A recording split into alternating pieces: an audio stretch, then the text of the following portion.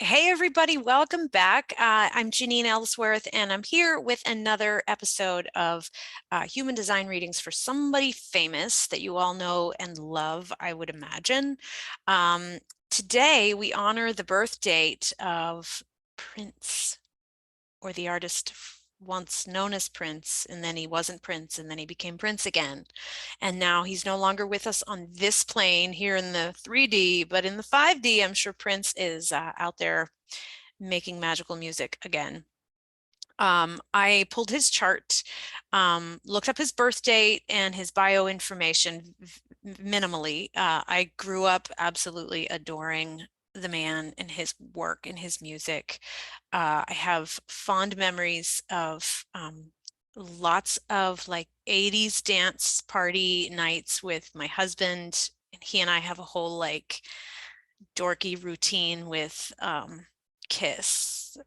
Yeah, that's the song.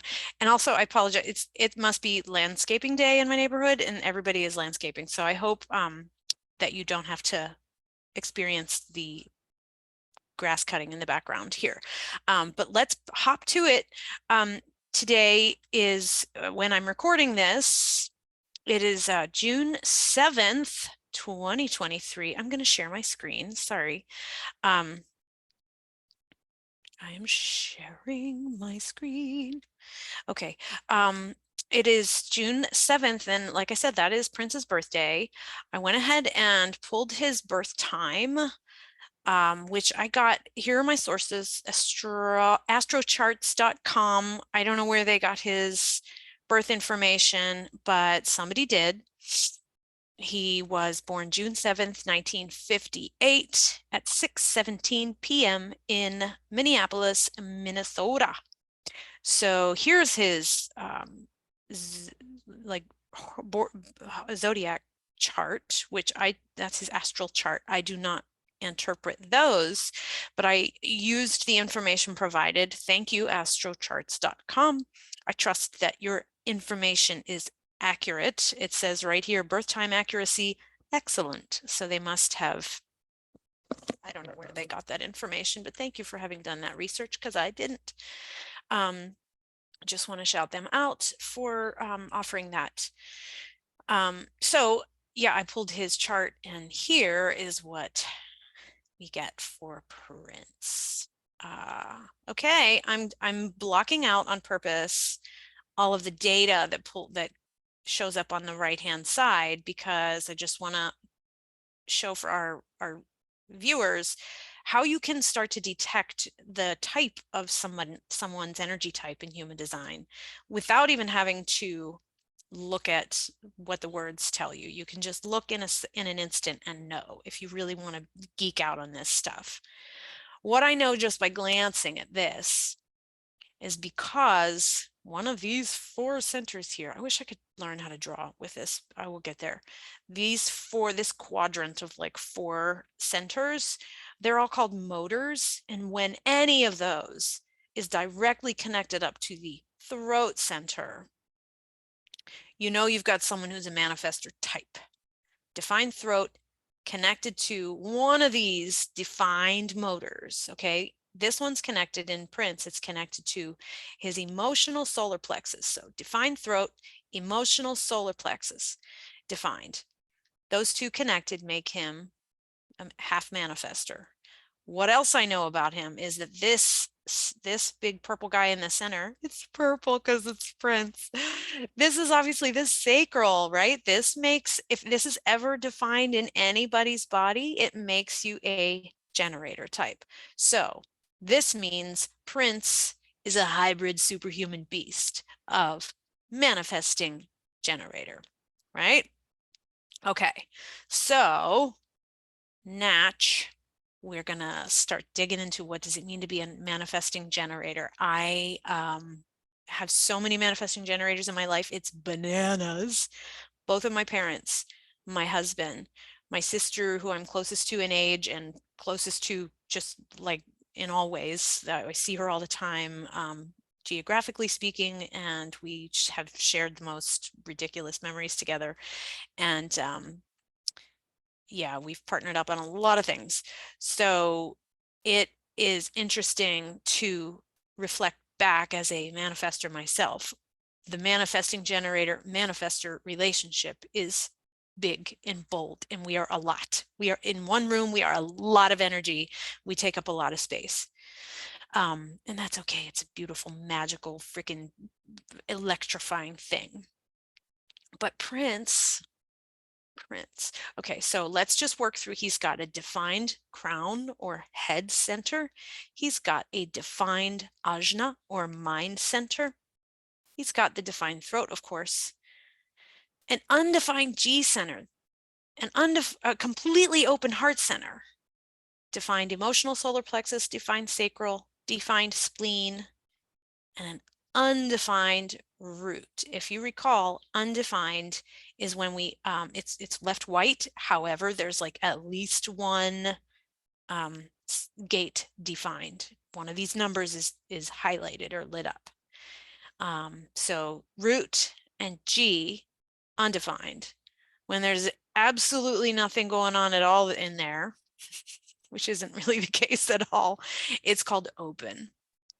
Whether it's undefined or open, anything that's white there is where we are absorbing other people's energy and then amplifying it. It's like when one person yells into the valley, their voice echoes off into the distance, boo, boo, boo, boo, boo, and it like resonates throughout, and it just keeps going.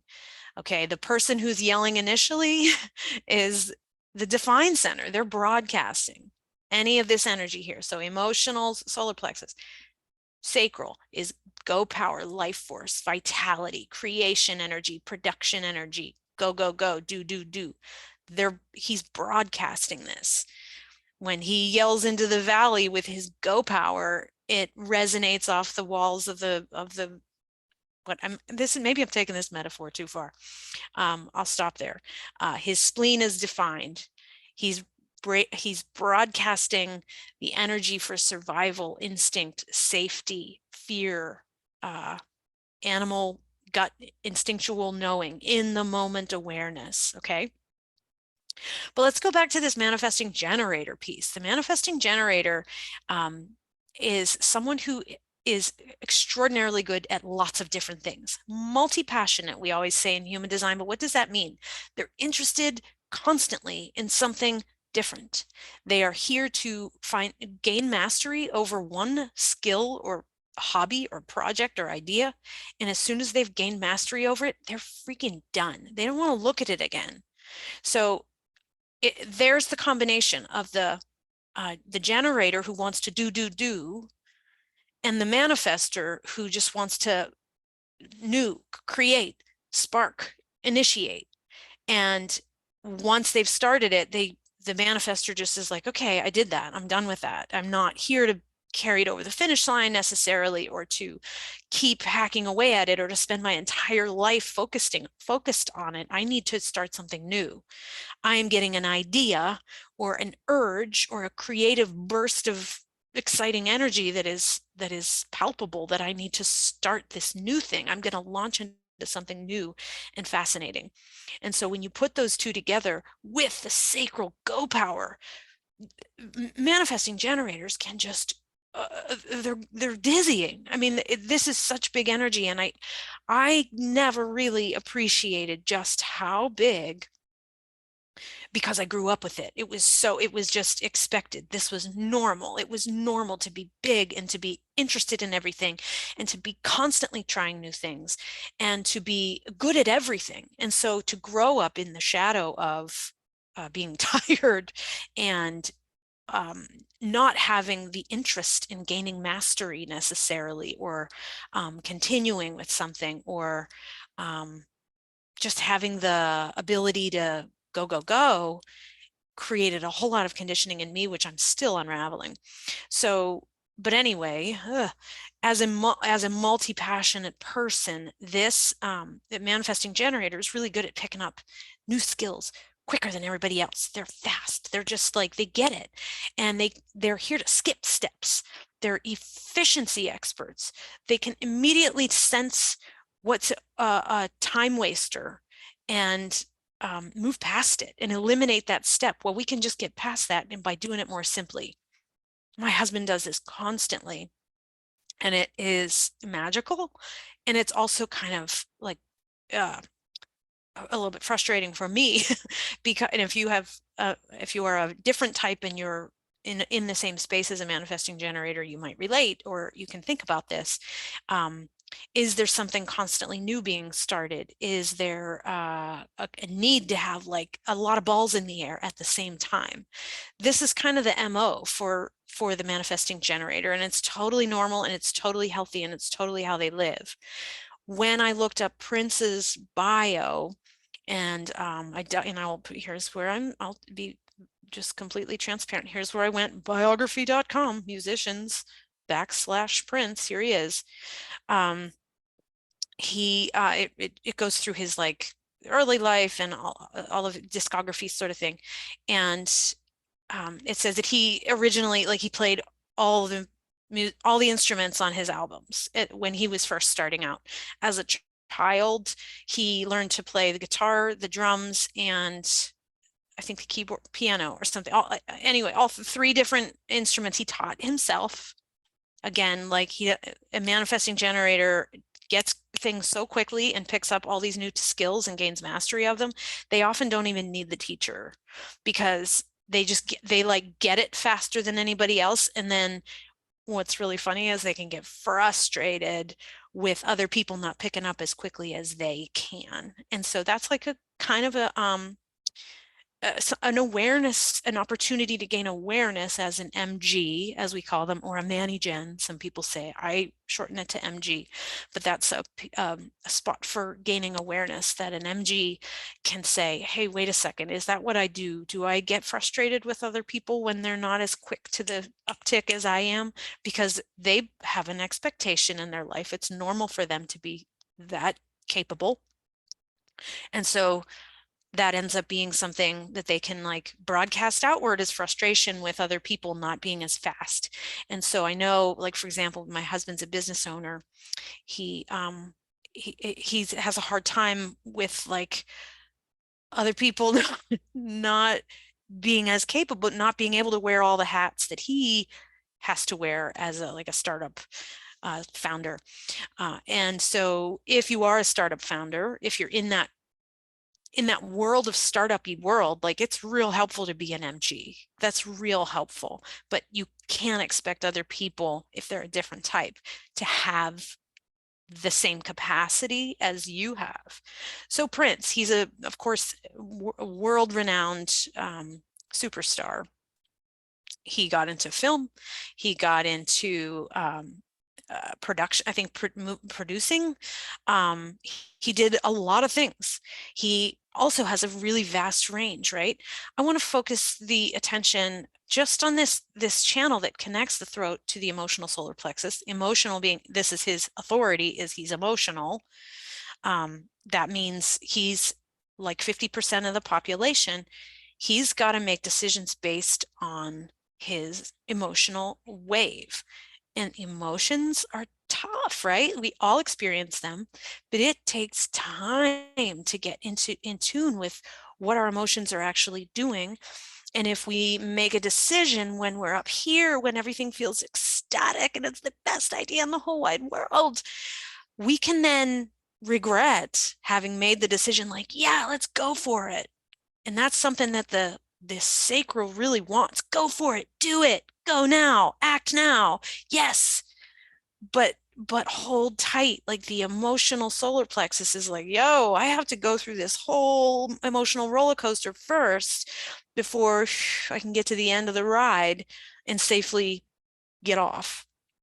So I love the term that I know Taylor V has quoted it, and I don't think she didn't know where she found it, but emotional sobriety is what helps us make our decision. So we're either up here high on life, ecstatic, or we're down here in the drunken doldrums of it's like 4 a.m. what a sorority sister looks like when she's like, everything's terrible. So don't make your decision down there either. If you're facing some big life decision and you don't know what to do, if you're feeling either amazing about it or awful about it, That is your body's cue to hold tight. So this is what Prince would have been dealing with. And so waiting for that, like I noticed in mine, I've been playing with this as I decondition. I'm playing with my emotional wave, and I notice it's about 4 days where I'm up here for a while, and then I'm down there for a while, and then it ends up being about the day 4 or 5 that I start to feel sober and just cool about it. And like, yeah, okay, I can do this, or I definitely don't want to do that. No, sorry, my hair is doing something really weird. Okay, yeah, here we go. Okay, so that's how Prince would have been making decisions, but I want to talk about that 35, 36. 35 is where we are right now as the sun is transiting. Here, I'm going to zoom in. This is his sun. The gate 35 is the gate of change. And so we are right now wrapping up the sun's transit through gate 35. We're on day 6, just like it is in his birthday here. If you see the 0.6 after that number, that means it's the line 6 that refers to the lines in the hexagrams of the I Ching, but that's going down a little more of a deep rabbit hole than we're going to need to probably do today. But showing you like this is kind of the cyclical pattern, right? We're in Gemini, 35 is a Gemini gate. So it all makes sense that we're hitting that same point again as when Prince was born. The 35 really, really wants, again, newness. It can get really bored. It wants to try something different all the time. It knows when like a cycle has ended, it just like kind of intuits that and it's ready to move on. The real key though, since the 35 is in the throat, is that it needs to then turn around and tell people, like, this is what happens when we go through this change. I'm going to go forward and make a change, and I'm going to experience something new, and I'm going to tell you guys about it. I'll go first. It kind of raises its hand and kind of takes one for the team and is like the brave volunteer that will step forward and say, I'll do it, because it would be bored if it didn't, and B, its job is to teach other people, to share the lessons that it gleans from having had the bravery to do that. So 35 is really stepping forward, and it kind of comes full circle into like this with this line 6. It's the role model is the line 6. It's that coming into a culmination of like everything, the change has been made, the process has been undertaken, we're coming into a place of like satisfaction and peace with as it wraps up. The 36 tethers it, but also can make it kind of interesting. The 36 is the gate of crisis, right? But it's not like as bad as it sounds. This gate can turn a crisis, turn anything into a crisis if it's bored. And so it has this energy for, it's emotional, right? But it is the energy for going down the rabbit hole and figuring out all the answers and understanding why this all happens, and sorting through the meaning of things and the foundations of things, so that it understands what all this damn change is about, what all this, what needs to take place, what needs to make progress, like what can we move past so that we can just like make progress and move into the future. So this is all collective energy. Some of these energies are very individualistic for the internal person's for like an individual's journey, right, to like up level their own soul and their own spirit. It's just about their existence and their experience here on this planet.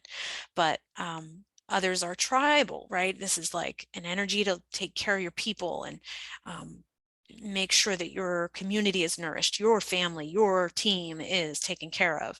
But 35, 36 is really it's really collective energy. It's about everybody in the whole wide world.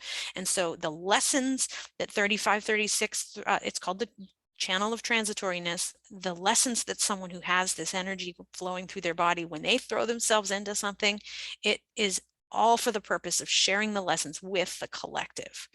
And so that 35 being in his conscious sun over here where it says personality at the top of the purple column on the right, that's your conscious sun. And over here is the unconscious sun, which he's got the gate 22. I'll talk about that in a second. Yeah, this is 70% of our personality, okay, of like who we be on the outside, with the combination of these two, the 35 and the 22. So what's 22? I'll give you a little refresher, and maybe I mentioned this before. Gate 22 is called the gate of grace. Anything on this gold side, and this is going to be different for everybody, all the numbers are different depending on where the planets were at the moment, not when at the moment you were born. That's the purple side. The moment you were born is what the planets were doing. The moment you made your way through that birth canal and you became in existence here on the planet. The gold side, the left side, or the design side, is also called your unconscious side. And this is stuff that was determined 3 months before you emerged down that birth canal. This is when our little souls are floating around in heaven. We are simply light beings. We are just divine collective energy. We are just whatever we are up there in the heavens, in the ethos, in the stratosphere. And our spirit is deciding, which family am I going to go live in? Which I have to grow, eyebrows and toenails at this point. There's a baby that's formulating into a person. It's time to get into a body. Whose family am I going to get myself born into? And so this is what they say. 3 months before we're actually born, our souls descend into the physical form and choose. And so, and I'm saying 3 months, it's something like 88 days. I think it's 88 days prior to our actual birth.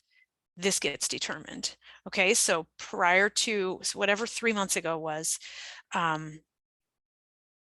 February? What the heck month are we? I can't even do the math. The sun was in gate 22, which is the gate of grace. And that's down here. This is classic romance, poetry, it's art, it's drama, it's delivery. It's like all the things that a diva, it's a diva energy, it's a performer, but it's only when the time is right. It doesn't want to come out if it's not ready. It doesn't want to deliver. It doesn't want to walk on stage and be the center of attention unless it's in the mood. Oh, but watch out when it is. 22 dazzles and shines, and it is extraordinarily magnetic and charismatic and charming, and it's so rich with emotion. Totally makes sense when you think about Prince and what he was able to deliver throughout his lifetime. Look at the definition in his sacral as well. There's a lot of, actually, I have all of these gates defined in my chart too, which is a lot of sacral energy for a manifester. My sacral is not defined, but I have all of these gates hanging, reaching out, trying to connect, turned on whenever I'm in the room with somebody else who has one on the other side. So gate 5, the gate of rhythms. Gate 29, this is in simplest terms, it's the gate of yes. It's the people who say, yeah, I'll do it. Yeah, I'll try that. Yeah, you can count on me. Why not? It's also about this embodiment energy, about like, I love my body. My body is a temple.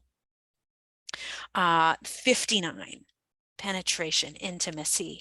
It is bursting through other people's auras to get inside and establish intimacy. It wants to create a connection. It wants to make a bond. It wants to be intimate with us.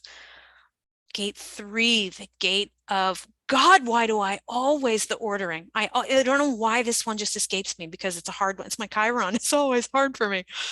Gate of ordering. This is putting the pieces together to move forward, and it gets so damn frustrated because it is anchored in 60, which is limitation. So sometimes that 3 could be a real humdinger. And I just know this from experience.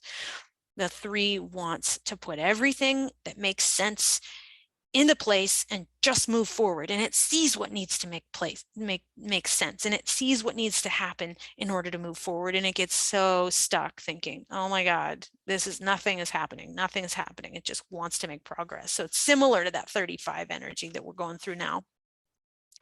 And then the gate 27, he actually has all the way connected to 50 in the spleen, and this 27 is that Mother Teresa gate, that nourishing of the tribe.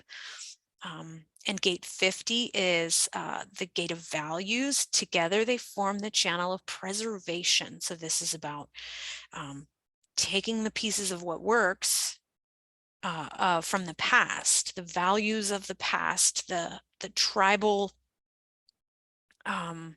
beliefs that serve the group that we're going to carry on forward into the future. It's an understanding of this is how we do things. This is how we take care of one another.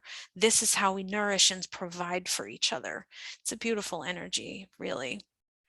I also can see he's got in the emotional solar plexus, he's got gate 55, which is beautiful. It's the abundance of spirit. And this one is also known to be extraordinarily moody, melancholic.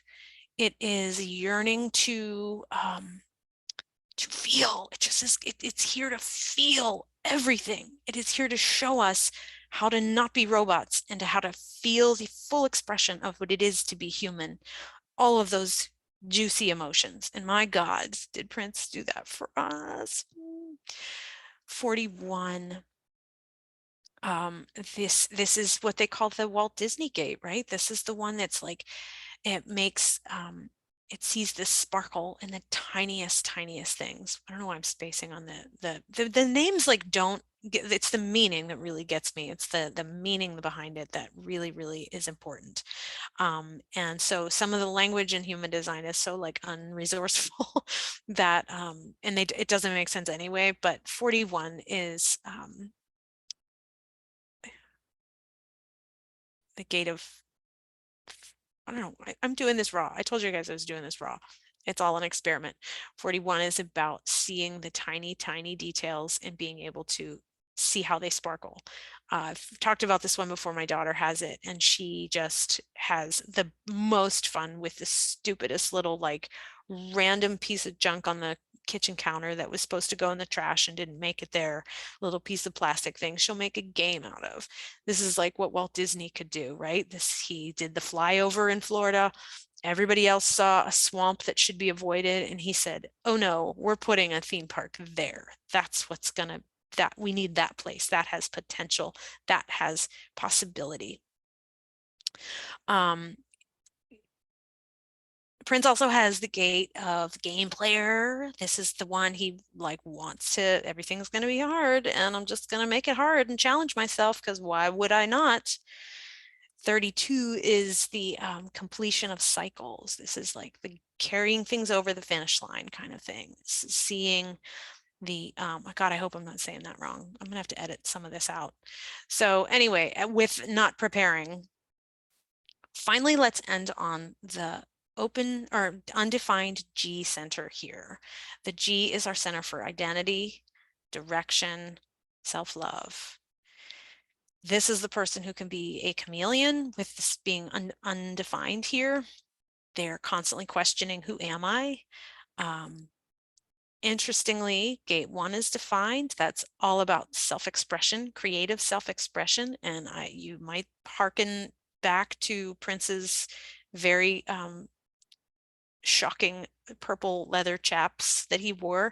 Oftentimes people with the gate 1 have some unique expression of their self outwardly, whether it's purple hair or purple chaps with, you know, the butt cut out. There's a lot that's so, and there's a piece in that, excuse me, in that biography.com piece that talks about how he compensated as a kid who got ridiculed to be as he overcompensated by being as wild and showing off in like the most God, I'm losing the word, outlandish way that he could possibly present himself. And so that's interesting. And then to think about how he literally stripped away his identity by removing his name. Like, that is wild. Like, undefined G's have a really hard time understanding their sense of self. Like, who am I? Who the hell am I really? Because when we are with an undefined center, we're absorbing other people's stuff, right? We are the echo that's bouncing back into the world that wasn't ours. Like, we're taking on other people's stuff and trying it on as our own. And when that comes down to a sense of identity, you're in a room full of people, whether it's like your bandmates or your fans that you're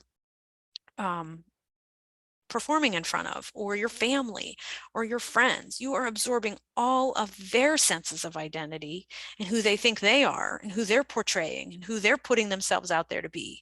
If they're defined, they're broadcasting that, and you're sucking it in and going, oh, that makes me feel very unstable and very ungrounded, and I feel unsure about who I actually am.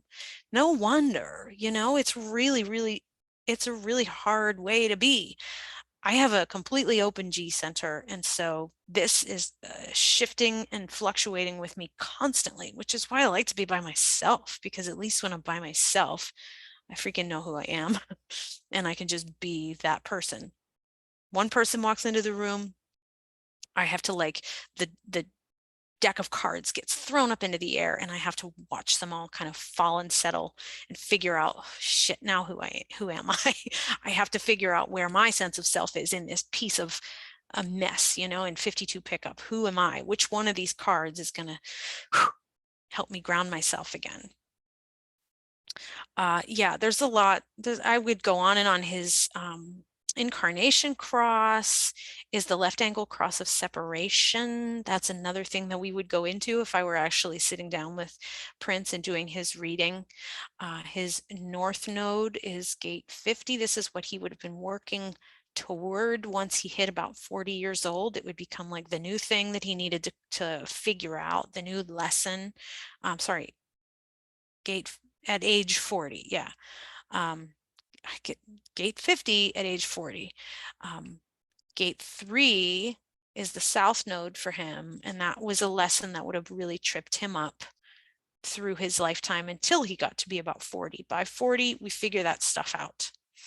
And these are the kinds of things that if you were to choose to hire me to do a reading with you, we would go through what those mean for you and what each of these means, right? So his Chiron, let's look at his Chiron. That's this guy at the very bottom. Gate 49, the gate of principles. So really kind of staunch. And it doesn't show in the chart here. You will not see gate 49 lit up necessarily. Chiron is a asteroid, I think. So wherever that was flying through the sky at the time of his birth, that was gate 49. Yeah, that's that would have tripped him up all the time. Principles. Oh God, that's his name, Principles. Okay, so that's like our Achilles heel. That's the thing that just constantly we are trying to figure out how to wrangle.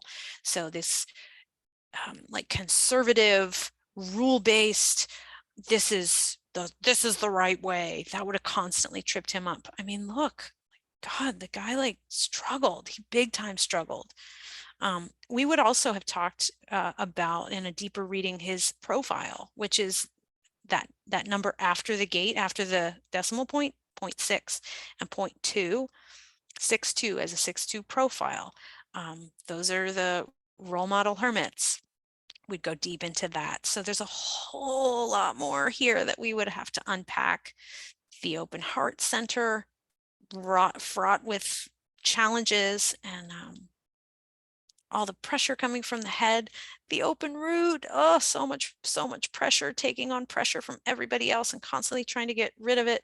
Oh my God, there's so much that we would get into if we were really in the presence of Prince and we could really have a meeting with him and work through, and he could ask questions about his music and what he should, I don't know, whatever he would ask. So Prince, thank you for bringing us decades and decades worth of beautiful poetry and music, and so many fun nights dancing with my husband when that song